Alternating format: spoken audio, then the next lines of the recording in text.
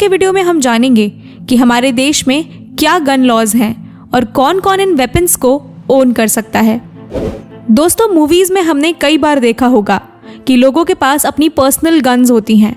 हमने इंडिया में ये केसेस सुने होंगे जहां गैंगस्टर्स ओपन में गन फायर करते हैं।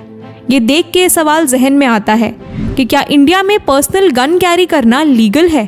क्या कोई भी अपनी मर्जी से गन कैरी कर सकता है? इन सवालों का जवाब जानने से पहले चलिए देखते हैं कि गन कैरी करने के लिए हमारे देश में क्या लॉज हैं। आर्म्स और एम्यूनेशन की सेल, परचेज, ट्रांसपोर्टेशन और इंपोर्ट एक्सपोर्ट को कंट्रोल करने के लिए इंडियन आर्म्स एक्ट 1959 में पास किया गया।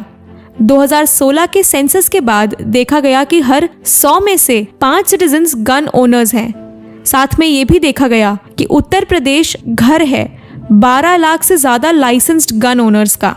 IMHE डेटा के मुताबिक इंडिया दुनिया में 3rd लार्जेस्ट कंट्री है जहां फायर आर्म रिलेटेड फैटेलिटीज होती हैं। 2016 में ये आंकड़ा 26,500 का था। आर्म्स एक्ट के मुताबिक वेपन कैरी करना क्राइम है जिसके लिए जेल और जुर्माना दोनों ही मिल सकता है। कोई भी व्यक्ति आर्म्स एंड वेपन्स तभी रख सकता है जब उसके पास डिस्ट्रिक्ट अथॉरिटी से परमिट हो। आर्म्स एक्ट को 2016 में रिवाइज किया गया और कहा गया कि जो भी इन आर्म्स को रखना चाहते हैं उन्हें एक ट्रेनिंग कंप्लीट करनी होगी जिससे वो आर्म्स को हैंडल करना सीख सके और उनको लेकर एक बेसिक अंडरस्टैंडिंग डेवलप कर सकें। और ट्रेनिंग के बाद लाइसेंस 60 डेज में इशू कर दिया जाएगा। फिर कुछ दिन बाद 2019 के अमेंडमेंट में ये बताया गया कि लाइसेंस्ड फायर आर्म्स को खरीदने की भी लिमिट होनी चाहिए। साथ में अमेंडमेंट में ये भी कहा गया कि जिन भी व्यक्तियों को लीगल आर्म्स के साथ पकड़ा गया या फिर गन को लाइफ थ्रेटनिंग ऑब्जेक्ट की तरह यूज करते पाया गया, इस जुर्म के लिए 2 साल की जेल और 1 लाख का जुर्माना देना पड़ सकता है। आइए देखते हैं हमारे देश में कौन गन्स अक्वायर कर सकते हैं।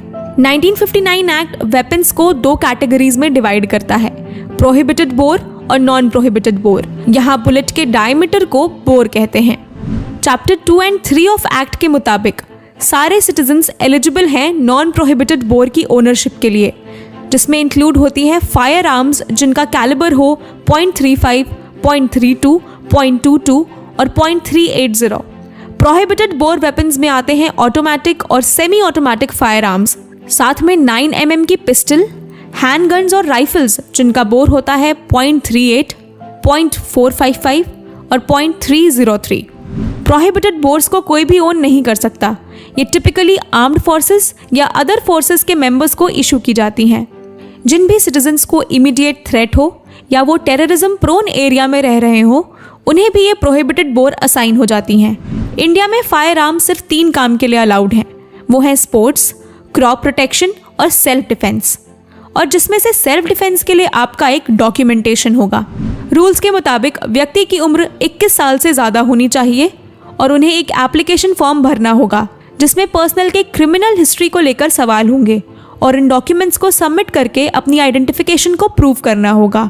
फॉर्म में अदर इन्फॉर्मेशन जैसे कि place of birth, address, background, education, tax returns सब कुछ फिल करना होगा। इसके बाद एप्लीकेंट और उसकी फैमिली को पुलिस वेरिफिकेशन से गुजरना होगा और जब एप्लीकेशन एक्सेप्ट हो जाएगा तब एप्लीकेंट को अपना basic arm training course complete करना होगा। उसके बाद लाइसेंस मिल जाएगा। इस लाइसेंस को हर 3 साल में रिन्यू कराना होगा और इन सारे प्रोसेस को पूरा करने के बाद ही आप लीगली गन ओन कर सकते हैं। दोस्तों, अगर आपको ये वीडियो पसंद आई हो तो